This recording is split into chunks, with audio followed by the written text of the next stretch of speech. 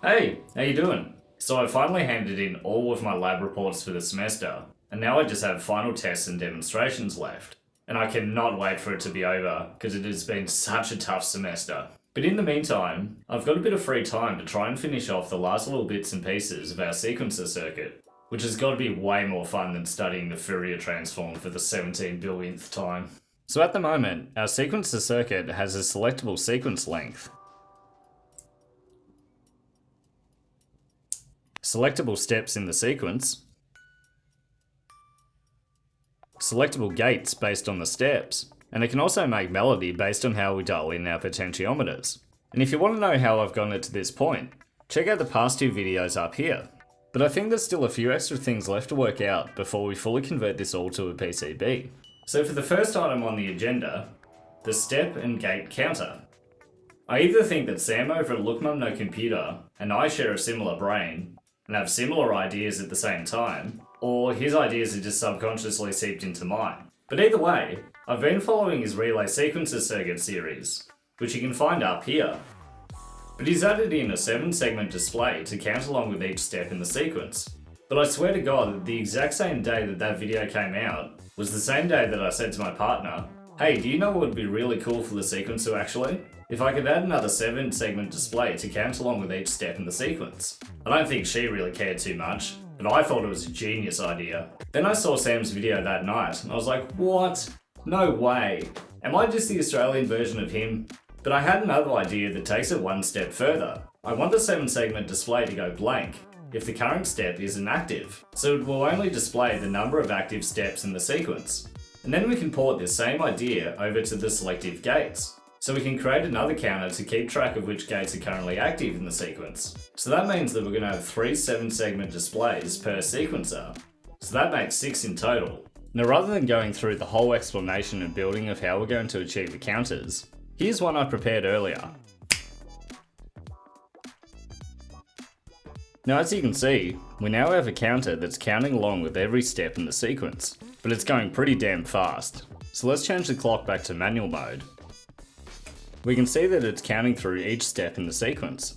1, 2, 3, 4, 5, 6, 7, 8, and then wraps back around. Then when I flick it to 5 steps, this 7-segment display now indicates that we have a 5-step sequence. And we can see over here that we have 1, 2, 3, 4, 5, 1, 2, 3, 4, 5. Now remember that I said I wanted the display to go blank when we take away certain steps from the sequence. So let's quickly get a couple of extra wires in and see how it works. So at the moment we can see that we have an 8-step sequence, and I've removed steps 2 and 5. And we can now see that the display is going blank during the 2nd and 5th steps. So it only counts 1, 3, 4, 6, 7, 8. 1, 3, 4, 6, 7, 8. Now I'm actually faking the blanking of the display by using the gate signal over here. But I've also removed the gates from steps 2 and 5, so that the LEDs both go off at the same time, just to give a demonstration of how the blanking works. And the idea of course is that we'll then have a second counter, one to display how many steps are in the sequence, and then one to display how many gates are in the sequence.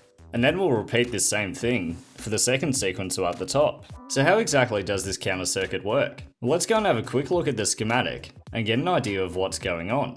So how does this counter work? Well, what we have is a 4029 counter chip, which can be selected to count either up or down, and in either binary or binary coded decimal. But we just have it permanently set to count up, and in BCD mode. So each time this chip receives a clock pulse, it'll sequentially set each of the outputs high or low, corresponding to its binary number.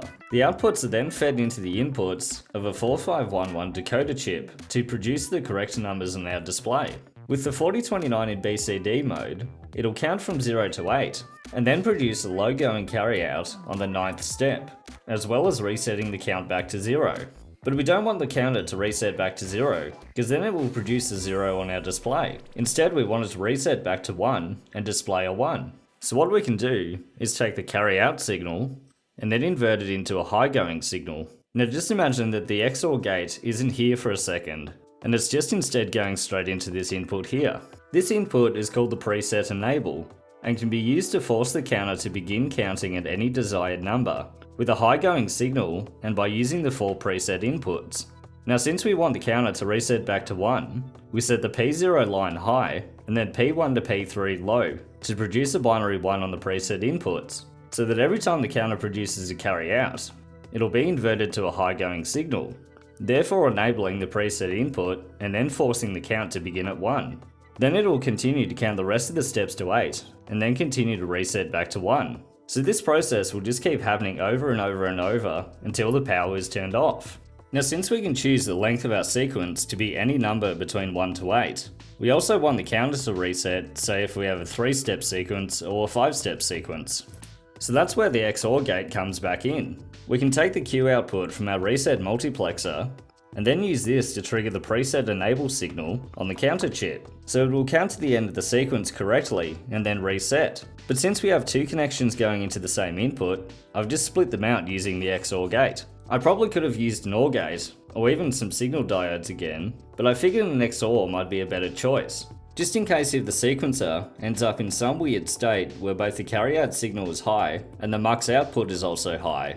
But if this happens, then it will force the preset enable input low.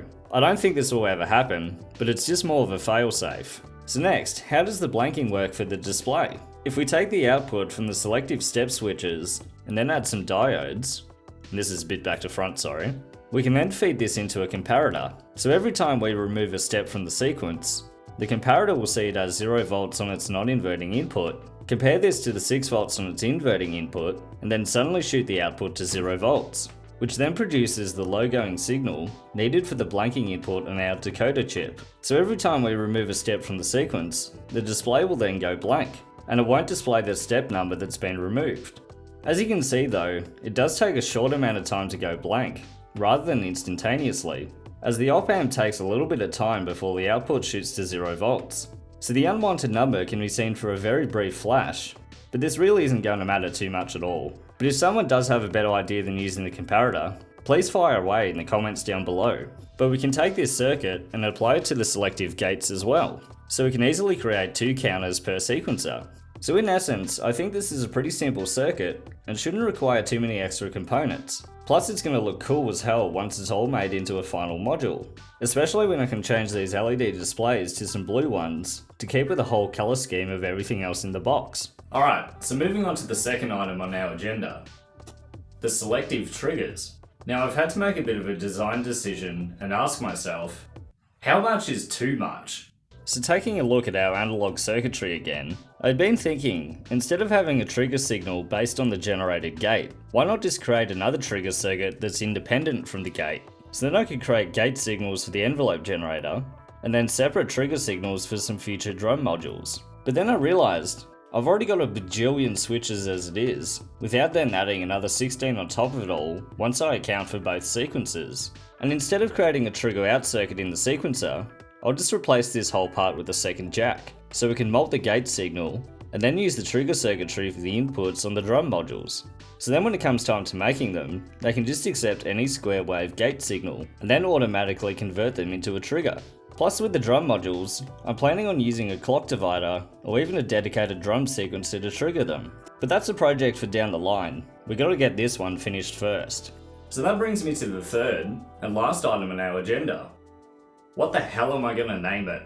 So I've been referring to our circuit as the dual sequencer, or just the sequencer.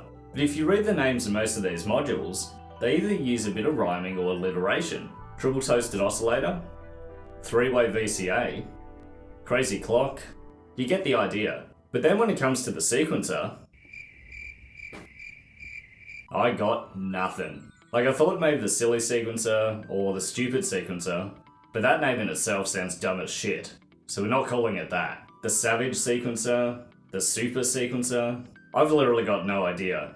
At this stage I'm just going to call it Gerald, until someone else comes up with a better name. Gerald, how you doing, man? Cool. Please, someone come up with a name in the comments. Well, that's all there is for today's episode.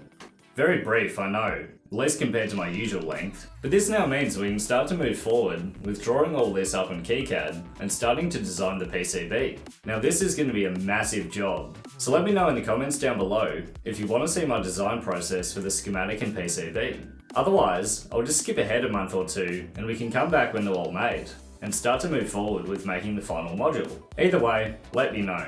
But until next time, I'll see you later.